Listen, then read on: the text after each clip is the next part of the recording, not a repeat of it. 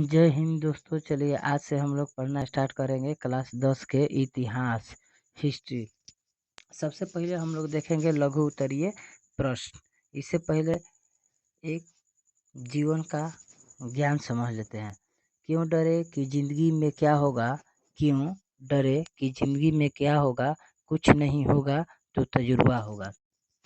चलिए सबसे पहले का चैप्टर हम लोगों का क्लास 10 में आता है यूरोप में राष्ट्रवाद। सबसे पहले हम लोग पढ़ेंगे यूरोप में राष्ट्रवाद।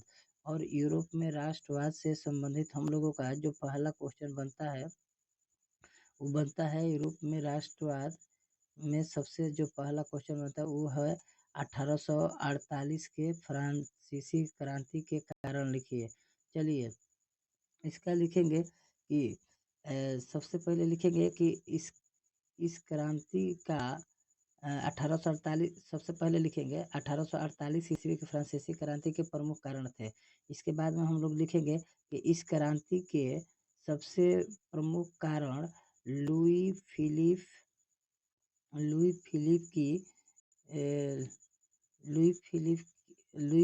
की नीति और जनता में उसके प्रति असंतोष था। देखिए जैसा कि लुई फिलिप जॉन था, लुई फिलिप एक अच्छा राजा नहीं था। ये एक तरह से भोग विलासी राजा था और घोर प्रतिक्रियावादी राजा था।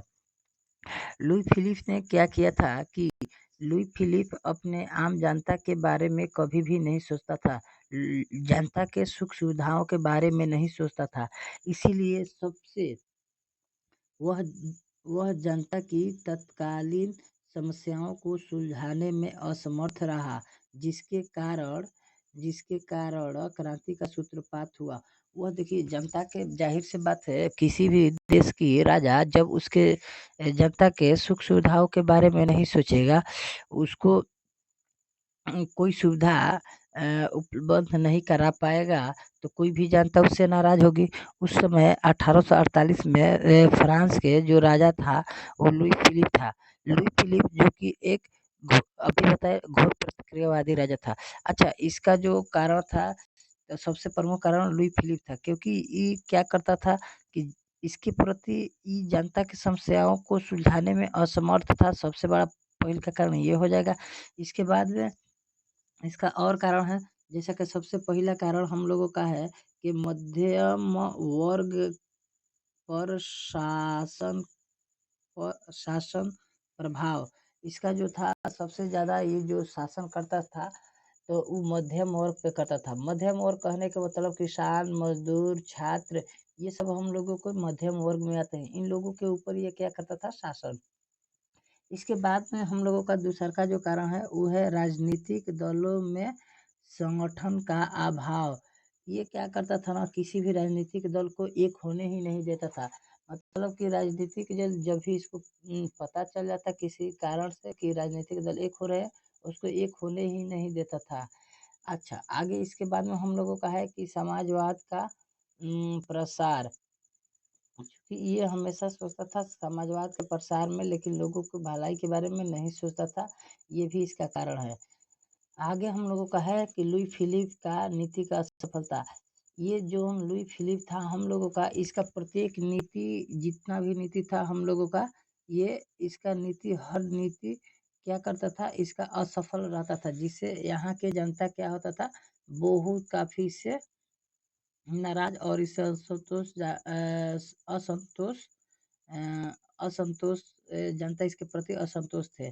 यही कारण है कि 1887 के सब प्रमुख कारण है। चलिए आगे हम लोग चलते हैं नेक्स्ट क्वेश्चन पे। नेक्स्ट क्वेश्चन हम लोग देखते हैं और देखते हैं इसमें सबसे हम लोगों का जो क्वेश्चन है यहाँ पर, ये क्वेश्चन है कि क्वेश्चन है जर्मनी के एकीकरण की क्या बाधाएं थी। ये क्वेश्चन पूछा हुआ है 2000 ये क्वेश्चन हम लोगों को जो पूछा हुआ है, ये पूछा हुआ है 2022 में। चलिए जर्मनी के एकीकरण की क्या बाधाएं थी समझते हैं। तो देखिए जर्मनी के एकीकरण के निम्नलिखित प्रमुख बाधाएं थी। देखिए जैसा कि हम लोग जानते हैं कि जर्मनी के जो देश है जर्मनी में हम लोगों का उस समय अ, अ, नेपोलियन था। नेपोलियन जो था हम लोगों को उस समय में जर्मनी जर्मनी के एकीकरण का प्रमुख बाधा हम लोगों का ऑस्ट्रिया के राजा मेटरनिक था। क्योंकि देखिए थोड़ा सा इसको समझ लीजिए, उसके बाद में आते हैं अपने क्वेश्चन पे। मेटरनिक जो था हम लोगों का वो एकदम वो ऑस्ट्रिया के चांसलर था। चांसलर कहने का मतलब होता है, हम लोगों को समझ लीजिए कि आज के अगर आज वर्तमान समय में अगर बात करें, जैसा कि हम लोगों के यहाँ प्रधानमंत्री होते हैं, उसी प्रकार पहले वहाँ के राजा को चांसलर कहा जाता है ऑस्ट्रिया के। तो ये जो ऑस्ट्रिया के चांसलर जो था उसका नाम था मेटरनिक। और मेटरनिक ये एक प्रकार का प्रतिक्रियावादी राजा था। प्रतिक्रियावादी कहने का मतलब कि जब भी इसको पता चल जाता कि इसके खिलाफ कौन बात कर रहा है, चाहे इसको ये पता चल जाता कि कोई भी देश हमारे प्रति षड्यंत्र रच रहा है, तो ये क्या करता था, बहुत बहुत काफ़ी तेज़ी से उसका प्रतिक्रिया करता था। तो सबसे पहल का तो ये क्या था, हम लोगों को सबसे बड़का कारण यही मेटरनिक था। अच्छा, ये जौन मेटरनिक था ये कभी भी जनता के भलाई के बारे में नहीं सोचता था। ये हमेशा स्वार्थी था, मतलब अपने बारे में, और ये सिर्फ़ और सिर्फ़ अपने बारे में सोचता था। तो सबसे पहले का कारण हम लोगों का जो आता है वो आता है कि लगभग 300 छोटे-छोटे राज्य। देखिए उस समय जो हम लोगों का जर्मनी था वो लगभग-लगभग 300 छोटे-छोटे राज्यों में टूट चुका था। अच्छा, टूट टूट चुका था। और ये जौन था मेटरनिक ये नहीं चाहता था कि ये 300 राज्य जर्मनी के जुट के और एक जर्मनी हो जाए। आगे हम लोगों का दूसरा है कि इन राज्यों में व्यापक राजनीतिक, सामाजिक तथा धार्मिक विषमताएँ थी। अब देखिए क्या होता है ना, हम लोगों का उस समय जौन मेटरनिक था, कैसे मतलब दिमाग से काम करता था। उस समय क्या था कि राज्य के जो जनता थे आपस में ये व्यापक राजनीतिक थी और सामाजिक तथा धार्मिक विषमताएँ थी। मतलब राजनीतिक दल का भी अभाव था। लोग राजनीतिक पार्टियाँ एक-दूसरे के साथ नहीं देती थी। अच्छा, एक-दूसरे में खंडित हुई थी। आगे सामाजिक जो था, सामाजिक विषमताएँ क्या थी? देखिए सामाजिक विषमताएँ पहले हम लोगों को देश में जो अंग्रेज आया था, तो अंग्रेज क्या सोचता था? अंग्रेज का जो नीति था वो हम लोगों को देश पे इतना दिन कैसे राज किया?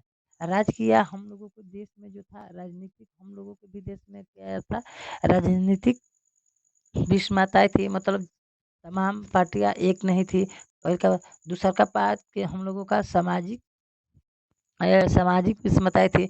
मतलब लोग आपस में जाति जाति धर्म के नाम पे क्या थे, अलग थे। अलग थे तो ज़ाहिर-सी बात है कि अलग थे तो ज़ाहिर-सी बात है कि लोग यहाँ के जनता पर आसानी से क्या कर लेंगे, अपना शासन चला पाएँगे। आगे हम लोगों का जो है उसको देखते हैं। आगे हम लोगों का है राष्ट्रवाद की भावना का अभाव। बात सही है। देखिए उस समय में क्या था हम लोगों को कि लोगों में राष्ट्रवाद की भावना का बहुत काफ़ी अभाव था। लोग बहुत कम ही सोच पाते थे अपने देश के बारे में।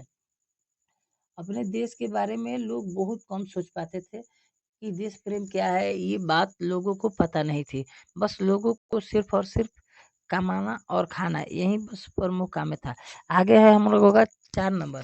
4 नंबर है मेटरनिक का हस्तक्षेप। मेटरनिक जो कि हम लोगों का ऑस्ट्रिया का क्या था? ऑस्ट्रिया का हस्तक्षेप, सॉरी यहाँ पर लिखा है ऑस्ट्रिया का हस्तक्षेप। ऑस्ट्रिया का हस्तक्षेप कहने का मतलब ऑस्ट्रिया के चांसलर मेटरनिक के द्वारा। अच्छा, मेटरनिक का कि हम लोगों को जो कि घोर प्रतिक्रियावादी नीति था। इसका मतलब जितना भी नीति होता था, जो भी इसका योजना होता था, वो आम जनता के खिलाफ ही था। और एक कथन आप लोग यहाँ पर याद रखिएगा, मेटरनिक जौन है हम लोगों का, इसका कहना था कि किसी देश पे शासन तो करो लेकिन वहाँ की जनता की भलाई न करो। ये इस प्रकार के सोच और विचार का और इतना खराब और राजा था जो कि ऑस्ट्रिया का चांसलर था। चलिए आगे वाला क्वेश्चन पे हम लोगों को चलते हैं। चलिए नेक्स्ट क्वेश्चन पे हम लोग चलते हैं। नेक्स्ट क्वेश्चन हम लोगों का है जो नेक्स्ट क्वेश्चन हम लोगों का है ये है कि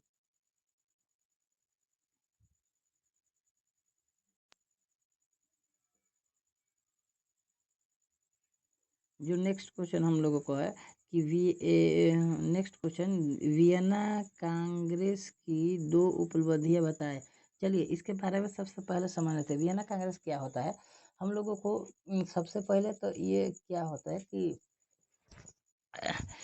नेपोलियन जो कि वहाँ के राजा बन गया था, और इस नेपोलियन को क्या किया गया था, नेपोलियन को हराने के बाद में, जो कि हम लोगों का मेटरनिक वहाँ के राजा था, तो इसको हराने के बाद में क्या किया, एक सम्मेलन किया गया जो कि 1800, याद रखना, जो कि हम लोगों को 1800, ये 1800 हम लोग,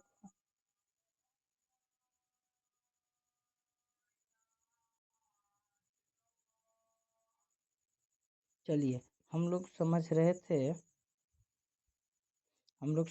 थे, वियना कांग्रेस की 2 उपलब्धियां। चलिए सबसे पहले इसको समझ लेते हैं। देखिए बात है 1815 के, 1815 में हम लोगों को, इसके बाद में हम लोग आएंगे अपना क्वेश्चन आंसर पर भी, पहले थोड़ा सा कहानी को समझ लीजिए। 1815 जो कि हम लोगों का फ्रांस के इतिहास में क्या होता है, जो राजा होता है, जिसका नाम हम लोगों का होता है, उस समय सबसे पहले हम लोगों का जो फ्रांस के जो राजा था उसका नाम था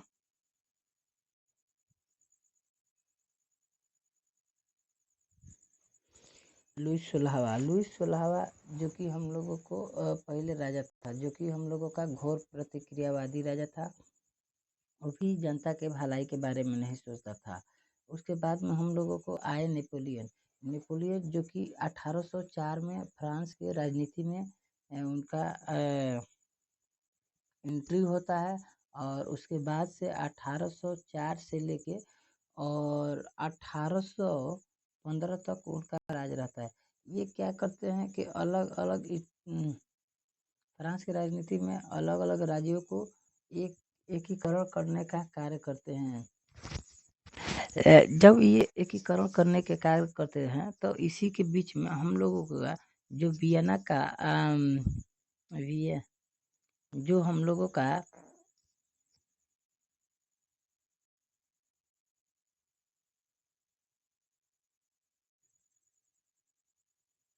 तो वियना का जो राजा था हम लोगों का मेटरनिक था, मतलब वियना राजधानी थी ऑस्ट्रिया की। तो इस ये जो ये नेपोलियन को बंदी बनाने के बाद में जो हम लोगों को जो काम किया गया, सबसे पहला काम इसमें ये हुआ कि हम लोगों के लिए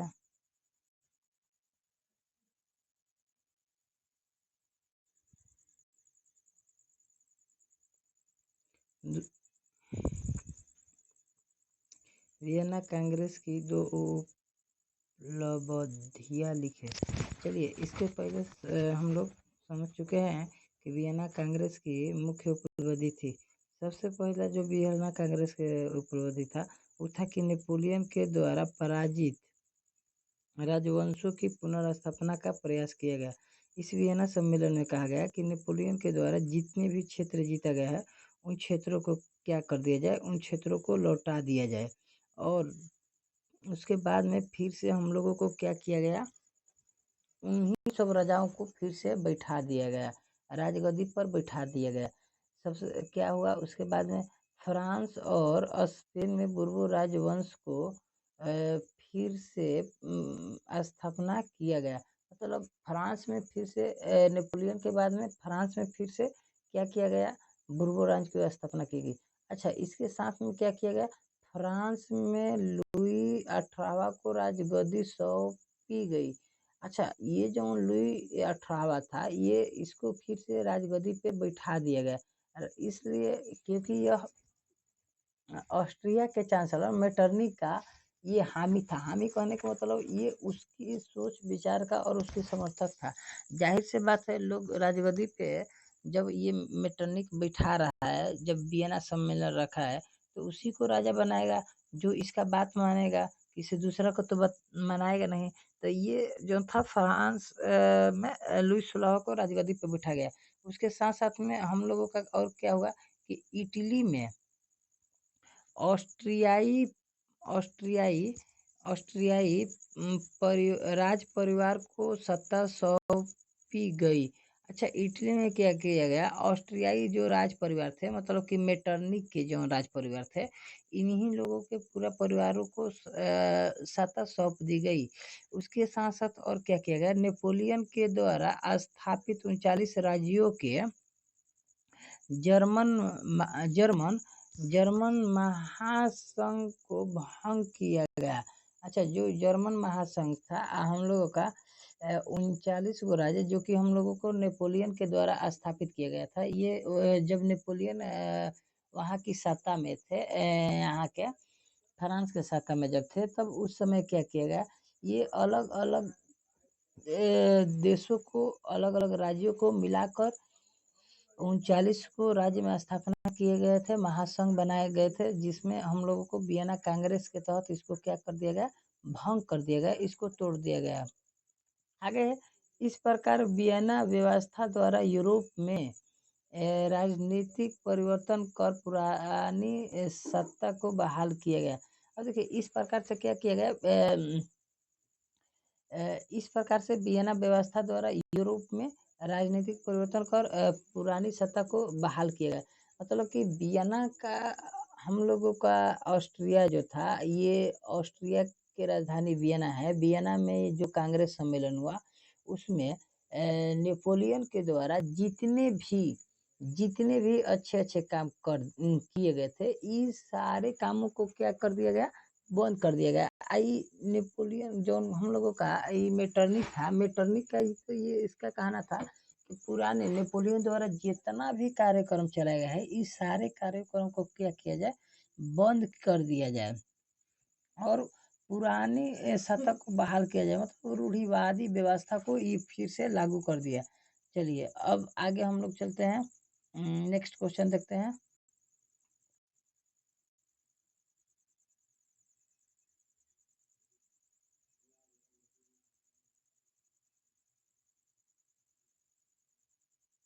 चलिए, नेक्स्ट क्वेश्चन को हम लोग समझते हैं। नेक्स्ट क्वेश्चन हम लोगों का है कि इटली जर्मनी के एकीकरण में ऑस्ट्रिया की क्या भूमिका थी। और ये क्वेश्चन पूछा गया है 2020 में, 2015 में, 2013 और 2016 में। ये हम लोगों का बनता है मोस्ट वीवीआई क्वेश्चन। तो इसको याद रखिएगा, ये बन रहा है हम लोगों का मोस्ट वीवीआई क्वेश्चन।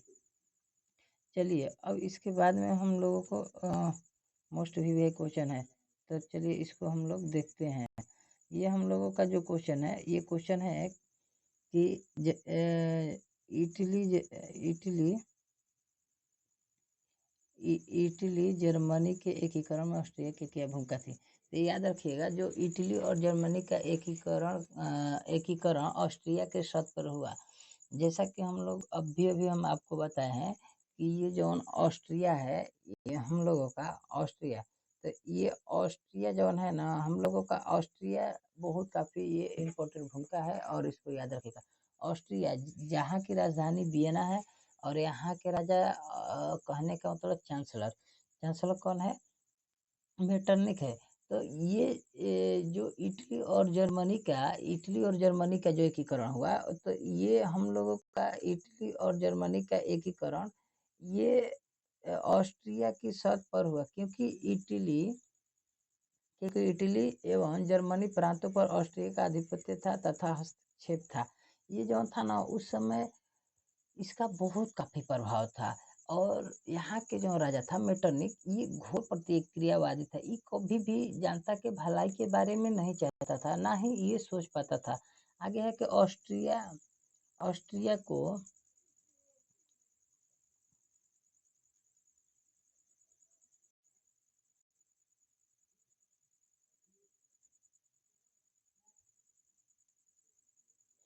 आगे था हम लोगों का कि ऑस्ट्रिया और जर्मनी से बाहर करके ही दोनों का एकीकरण संभव था। देखिए, जब तक से हम लोग ऑस्ट्रिया को जर्मनी से बाहर नहीं करेंगे, तब तक से जर्मनी का एकीकरण संभव नहीं था। क्योंकि ये जो था, वहाँ के राजा ऑस्ट्रिया का मेटरनिक घोर प्रतिक्रियावादी था। आगे है हम लोगों का कि दोनों राज्यों ने ऑस्ट्रिया को बाहर करने के लिए विदेशी सहायता ली। देखिए, ऑस्ट्रिया जो था बहुत ही काफ़ी अभी बताया घोर प्रतिक्रियावादी था, जिसके लिए हम लोगों को बाहर करने के लिए विदेशों की सहायता ली जाए। इसको अगर छोटे स्तर पे समझे तो इस तरह के समझ ले सकते हैं, जैसे कि अगर कोनो गरीब आदमी है तो उसको कोई गाँव के जब उसी के पड़ोसी उसको सताने लगता है, तो वो क्या करता है, गरीब आदमी है तो एक काम कर सकता है, इसमें 2 काम हो सकता है। पहिल का काम ये हो सकता है कि अगर अ, वो शासन प्रशासन की सहायता ले, तो पहिले के क्या था ना कि शासन प्रशासन नहीं था, और यहाँ पर तो देश पे राजा एक राज्य कर रहा था ना, ये घोर प्रतिक्रियावादी। तो उस समय हम लोगों को क्या हुआ कि विदेशी सहायता ली गई, अलग-अलग देशों की सहायता ली गई, और इसके बाद में क्या किया गया, मेटरनिख को, ऑस्ट्रिया को वहाँ से बाहर कर दिया गया। चलिए नेक्स्ट क्वेश्चन पे चलते हैं हम। अगला हम लोगों का क्वेश्चन है कि मेजनी कौन था। देखिए, मेजनी से संबंधित क्वेश्चन जो हम लोगों को प्रश्न में 5 नंबर में पूछेगा, और ये बहुत काफ़ी अपने आप में एक इम्पोर्टेंट क्वेश्चन होता है। हम लोगों का क्वेश्चन है कि मेजनी कौन था, मतलब मेजनी के बारे में बताना है। तो सबसे पहला लाइन के युवा इटली संस्था का संस्थापक मेजनी इटली में राष्ट्रवादियों के गुप्त दल कार्बोनरी का कार्बोन कार्बोनरी का कार्बोनरी का सदस्य था। अच्छा, सबसे पहला मेजनी के बारे में जानकारी यहाँ पर ये है कि जो मेजनी है हम लोगों का युवा इटली, युवा कहने का मतलब इसको इंग्लिश में ऑब्जेक्टिव क्वेश्चन भी करके देता है कि यंग इटली का संस्थापक कौन था। तो याद रखना, यंग इटली का संस्थापक जो है हम लोगों का, यंग इटली का संस्थापक जो है वो मेजनी है। अच्छा, आगे जो था ये राष्ट्रवादियों के गुप्त दल, राष्ट्रवादी कहने का मतलब राष्ट्रवाद सबसे पहले समझ लेते हैं कि राष्ट्रवाद क्या है। राष्ट्रवाद हम लोगों का,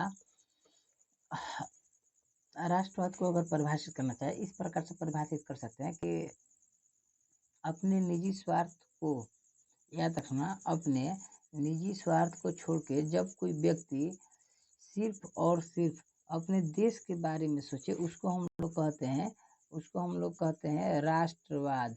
अच्छा, उसको क्या कहते हैं, राष्ट्रवाद।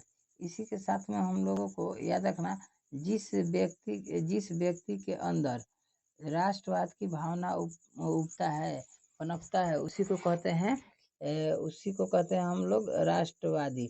अच्छा, तो राष्ट्रवादी एक गुप्त संस्था बनाई गई थी, एक दल बनाई गई थी, जिसका नाम था कार्बोनरी, और कार्बोनरी का जो सदस्य था ये मेजनी था। आगे है, वह सेनापति होने के साथ साथ गणतांत्रिक विचारों का समर्थक था का समर्थक था। देखिए, ये जो हम लोगों का मेजनी था ये एगो सेनापति था। सेनापति कहने का मतलब जैसे कि पूरा सेना का आज के अगर वर्तमान समय से अगर इसको तुलना किया जाए, तो जैसे कि आजकल हम लोगों का क्या होता है, मेजर होता है, गवर्नर जौन होता है, ये सब क्या होता है, ये सब सेनापति होते हैं। जैसे कि हम लोग जानते हैं कि भारत में तीनों सेनाओं का सेनापति कौन होता है, हम लोगों का सेनापति हम लोगों को राष्ट्रपति होते हैं। अच्छा, तो ये जो था मेजनी, मेजनी जो था ये हम लोगों का वहाँ के इटली के सेनापति था, और ये गणतांत्रिक विचारों का समर्थक था। मतलब इसका जो विचार था, इसका ये मानना था कि लोगों को गणतंत्र स्वतंत्र होना चाहिए। मतलब हर व्यक्ति को अपने आप में क्या होना चाहिए कि एक विचार व्यक्त करने के लिए आज़ादी होना चाहिए। किसी भी व्यक्ति को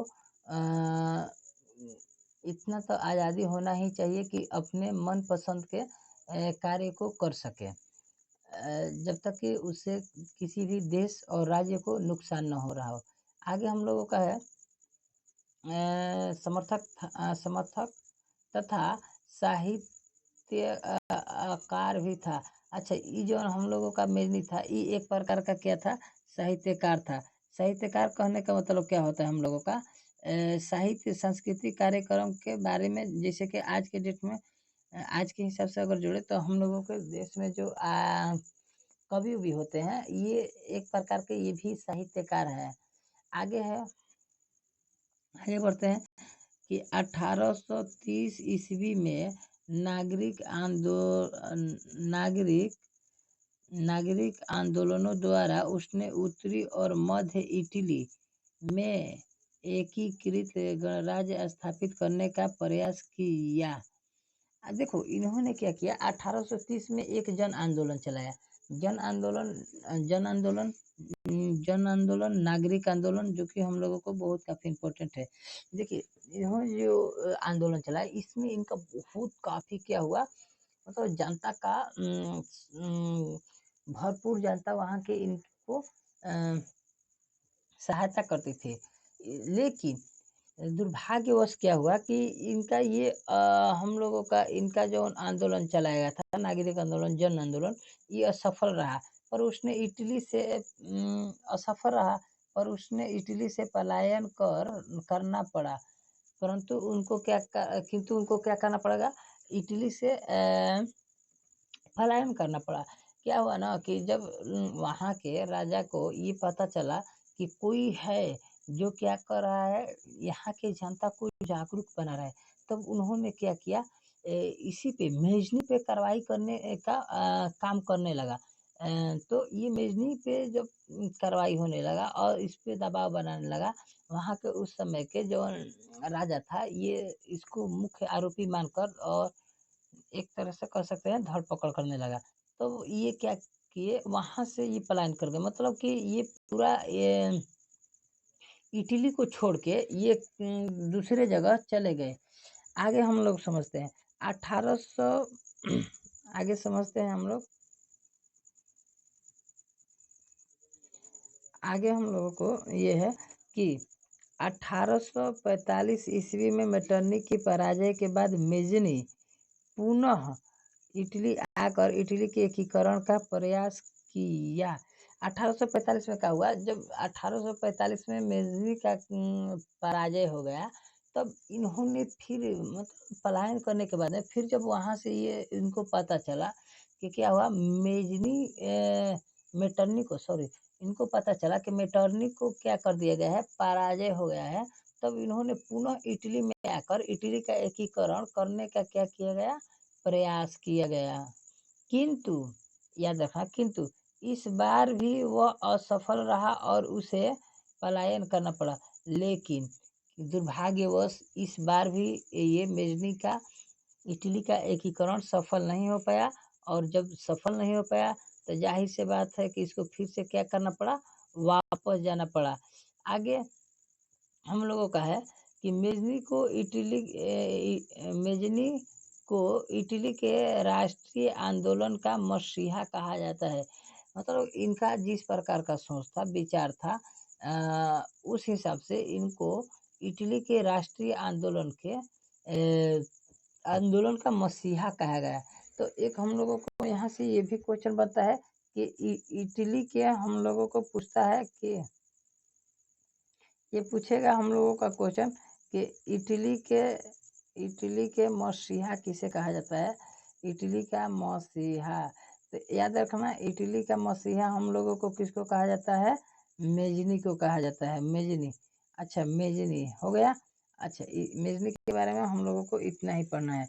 अब आगे चलते हैं नेक्स्ट क्वेश्चन पे और देखते हैं। चलिए नेक्स्ट क्वेश्चन हम लोगों को जो है ये है कि नेक्स्ट क्वेश्चन जो हम लोगों का है, ये क्वेश्चन है हम लोगों को गैरीबाल्डी के कार्यों की चर्चा करें।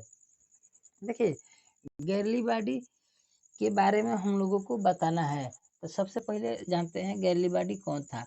तो देखिए जियुसेप्पे गैरीबाल्डी का जन्म 1807 में निस नामक नगर में हुआ था। देखिए जो गैरीबाल्डी थे, इनका जन्म जो हुआ था ये 1807 ईस्वी में हुआ था। अच्छा जगह का जो नाम है वो है निस। निस एक जगह का नाम है जहाँ पर एक प्रकार का नगर है, इनका जन्म हुआ था।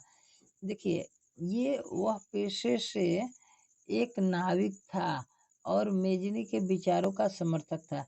देखिए कहा जाता है ना कि जो अच्छे लोग होते हैं उनके विचारों को कोई ना कोई समर्थक हो ही जाता है। हर कोई समाज में अपना किसी ना किसी को आइडियल मानता है, जिसको आइडियल मानते हुए उसके जो भी काम होते हैं बड़े लोगों का, उस पे वो काम करते हैं और उसको पूरा करने का काम करते हैं अपने सपनों को। बहुत सारे छात्र होंगे जो डॉक्टर एपीजे अब्दुल कलाम को क्या मानते होंगे, अपना अपने विचारों का समर्थक मानते होंगे। और इसी प्रकार से हम लोगों का जॉन गैरी बाल्डी था, ये इसका मेजनी के विचारों का समर्थक था।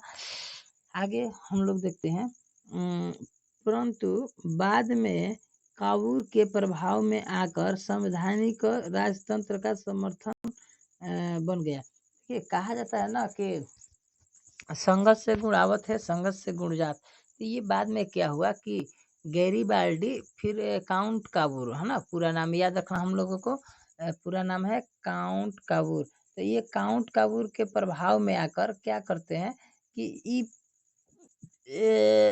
काउंट काबूर के प्रभाव में आकर संवैधानिक राजतंत्र का क्या बन जाते हैं, समर्थक बन जाते हैं, संवैधानिक राजतंत्र का समर्थक बन जाते हैं। अच्छा, ये संवैधानिक राजतंत्र का समर्थक। आगे चलिए हम लोग देखते हैं, आगे हम लोगों का जो है ये है, आगे है कि गैरीबाल्डी ने सशस्त्र क्रांति के द्वारा दक्षिणी इटली के प्रांतों पर एकीकरण कर वहां गणतंत्र की स्थापना करने का प्रयास किया। अब देखिए, जो गैरीबाल्डी थे, सशस्त्र, सशस्त्र कहने का मतलब शस्त्र के साथ में, है ना, शस्त्र के साथ में इन्होंने क्या किया, क्रांति किया। और दक्षिणी इटली था, जिसे कि हम लोगों को इटली का दो भाग कर दिया गया था। तो इन्होंने दक्षिणी इटली को क्या किया, गणतंत्र की स्थापना करने का प्रयास किया, मतलब वहां पर गणतंत्र लाया। आगे है ए, आगे हम लोगों का जो है ये है, गैरीबाल्डी ने सिसिली और नेपल्स पर आक्रमण किया। गैरीबाल्डी क्या करते हैं, सिसिली और नेपल्स पर आक्रमण किया और इन प्रांतों की अधिकांश जनता बुर्बो राजवंश के निरंकुशता शासन से तंग होकर निरंकुशता और शासन से तंग होकर होकर निरंकुशता और शासन से तंग होकर गैरीबाल्डी का समर्थक बन गई। जाहिर सी बात है, इस बात को समझिए, जाहिर सी बात है, जब किसी देश में जब कोई राजा खराब हो जाएगा और वहाँ की जनता पर क्या करेगा, कुशासन करेगा, तो वहाँ के जनता कोई ना कोई अच्छा आदमी जब आएगा, जब वो अपना समर्थक मांगेगा, तो उसको क्या करेगा, अपना समर्थक देगा ही देगा। और ये जो हम लोगों का बुर्बो राजवंश है, ये बुर्बो राजवंश तो ये क्या है, एक अपने आप में ये निरंकुश शासन चलाते थे। निरंकुश कहने का मतलब इससे कोई लगाम नहीं था। ये लोग सिर्फ और सिर्फ अपने बारे में सोचते थे, जनता के बारे में थोड़ा सा भी नहीं सोचते थे। आगे हम लोगों का है कि गैरीबाल्डी ने यहाँ विक्टर एमुनियल के प्रतिनिधि के रूप में सत्ता संभाली। देखिए, ये गैरीबाल्डी के बारे में एक बात और बता देते हैं। ये जो विक्टर इमैनुअल है, उस समय वहाँ के राजा रहते हैं और ये गैरीबाल्डी वहाँ के सेनापति रहता है। जो कि गैरीबाल्डी से सेनापति, इसको विक्टर इमैनुअल को ये बात को एकदम भली भांति जान चुका था कि जो इटली का एकीकरण है, हम लोगों का सिर्फ और सिर्फ गैरीबाल्डी ही कर सकता है। अच्छा, गैरीबाल्डी जो था, इसके बारे में कहा जाता है, इन्होंने रक्त एवं लौ की नीति का अवलंबन किया। आगे चलिए देखते हैं, गैरीबाल्डी के दक्षिण अभियान का काबूल ने भी समर्थन किया। अच्छा, ये जितना भी काम करते थे, इनका समर्थक ये काबूल भी थे, है ना, काउंट काबूल, जो कि ये क्या कर दिए थे, अब ये एक प्रकार का ये दोनों का अपना विचार मिल गया था। जानते हैं, जब आदमी के विचार एक दूसरे से मिलता है तो लोग क्या करते हैं, उसका गलत काम भी सही लगता है और उसका सही काम भी सही लगता है। तो ये काउंट कबूर जो थे, इनके विचारों के ये क्या हो गया था, काउंट कपूर के विचारों से ये बहुत काफ़ी प्रभावित हो गए थे। कौन? गैलीबाडी। चलिए इस क्वेश्चन को और आगे देखते हैं। आगे हम लोगों को जो पढ़ना है, आगे हम लोगों को जो है ये है कि 1862 में गैलीबाडी रोम पर आक्रमण की योजना बनाई। देखिए फिर इसके बाद में जब इतना हो गया तब उसके बाद में गैलीबाडी में ने 1862 ईस्वी में रोम पर आक्रमण की योजना बनाई। काबूर ने गैलीबाडी के इस अभियान का विरोध करते हुए रोम की रक्षा के लिए पिडमाउंट की सेना भेज दी। अब देखिए ये जो थे, जो कि ये दोनों आपस में क्या थे, काउंट काबूर और गैरीबाल्डी ये दोस्त थे। लेकिन जब इन्होंने रोम पर आक्रमण किया 1862 में, तो रोम पे आक्रमण करने के बाद में काउंट काबूर क्या करते हैं, इनका विरोध करने लगते हैं। और रोम की रक्षा करने के लिए, याद रखिएगा, रोम की रक्षा करने के लिए पिडमाउंट्स, याद रखना बहुत काफी इम्पोर्टेंट है, पिडमाउंट्स है ना, किसको? पिडमाउंट्स की सेना को वहां पे भेज दिया। अच्छा, अभियान के बीच में गैरीबाल्डी की काबूल से भेंट हो गई तथा रोम अभियान वहीं खत्म हो गया। अब देखिए, अब ये दोनों क्या था, एक दूसरे से प्रभावशाली था। लेकिन जब गैलीबाडी रोम पे आक्रमण करता है, तब उस समय काउंट काबूर गैलीबाडी का इस अभियान का विरोध करता है और पिडमाउंट्स की सेना को भेज दिया। और इसी बीच अभियान के बीच में ही चल ही रहा था कि गैरीबाडी का मुलाकात इससे हो जाता है, काउंट काबूर से। जब काउंट काबूर से मुलाकात हो जाता है, तो वहीं पे क्या कर दिया जाता है, रोम के अभियान को खत्म कर दिया जाता है। आगे आगे हम लोगों का क्या है, अब इसको देखते हैं। आगे है कि हम लोगों को दक्षिण इटली के जीते गए क्षेत्र को, याद रखना, दक्षिण इटली को जीते गए क्षेत्र को,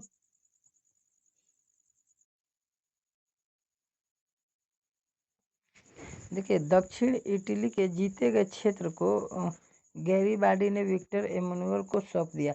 अब इसके बाद में क्या किया, विक्टर एमानुएल जो थे, जितना भी इटली के दक्षिण इटली के जो भी क्षेत्र था, विक्टर एमानुएल को सौंप दिया, जो कि इटली के प्रधानमंत्री थे। तो इन्होंने उनको सौंप कर क्या किया कि गैरीबाडी ने अपनी सारी संपत्ति राष्ट्र को समर्पित कर साधारण किसान का जीवन जीने लगा। अब क्या हुआ, इनको युद्ध से मन भर गया। अब इसके बाद में क्या किया, इन्होंने युद्ध का त्याग किया और साधारण जीवन का जीने लगे, एकदम किसान वाला, एकदम बढ़िया, एकदम बेहतरीन से। आगे जिस त्याग, देशभक्ति और वीरता का परिचय उसने दिया, ऐसे उदाहरण संसार के इतिहास में बहुत कम मिलते हैं।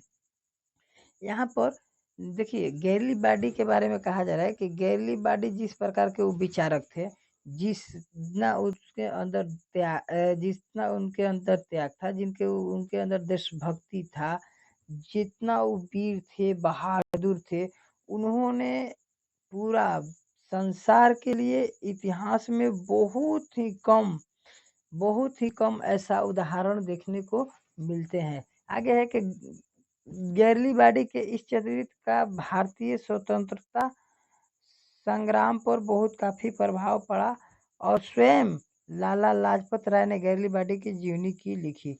बात सही है, जब कोई भी आदमी इतना बड़ा काम करे, जब उसके अंदर वीरता हो, त्याग हो, देशभक्ति हो, और वो पूरा क्या करे, फिर भी अपने सब कुछ छोड़कर अपना सारा संपत्ति क्या करे, अपनी सारी संपत्ति को राष्ट्र के नाम कर दे और एकदम साधारण किसान के जीवन जीने लग जाए, तो इतना सारा काम करने के बाद में कोई भी व्यक्ति क्या होगा, उससे प्रभावित हो जाएगा। और हम लोगों का भारतीय, जो कि इसका स्वतंत्रता संग्राम पर भारतीय स्वतंत्रता संग्राम पर बहुत काफ़ी और अच्छा प्रभाव पड़ता है, और जिसे स्वयं लाला लाजपत राय क्या करते हैं, गैलीबाडी के जीवन को लिखते हैं।